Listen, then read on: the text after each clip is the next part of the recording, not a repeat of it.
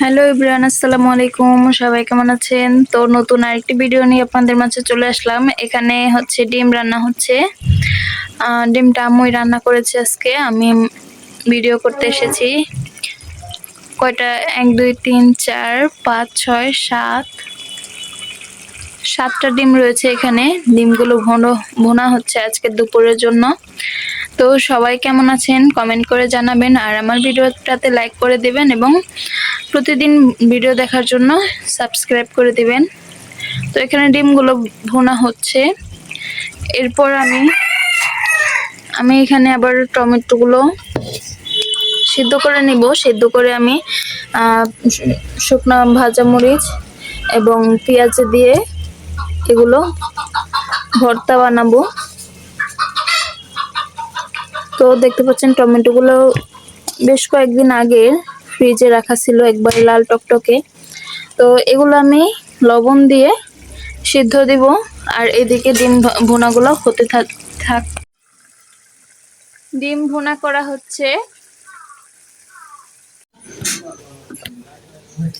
টমেটোগুলো সিদ্ধ দিয়ে দিয়েছি, সাথে একটু লবণ দিয়ে দিয়েছি।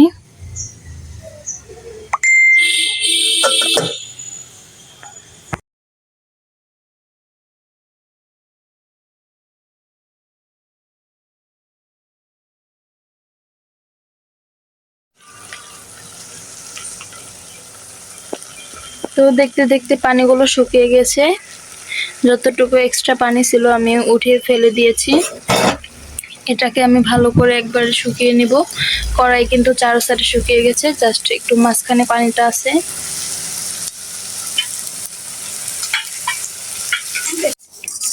এদিকে শুকনো মরিচ ভেজে নিয়েছি, আর পেঁয়াজ কুচি কুচি করে একসাথে লবণ দিয়ে মেখে নিচ্ছি। তো এটার মধ্যে আমি এই টমেটো সিদ্ধগুলো দিয়ে দিব। টমেটোগুলো আমি সিদ্ধ করে পানি শুকিয়ে নিয়েছি। তো এখন এটার ভিতর আস্তে আস্তে দিয়ে দেব, দিয়ে একসাথে মেখে নিব। তো পেঁয়াজ মরিচের সাথে সুন্দর করে টমেটোগুলো মেখে নিচ্ছি।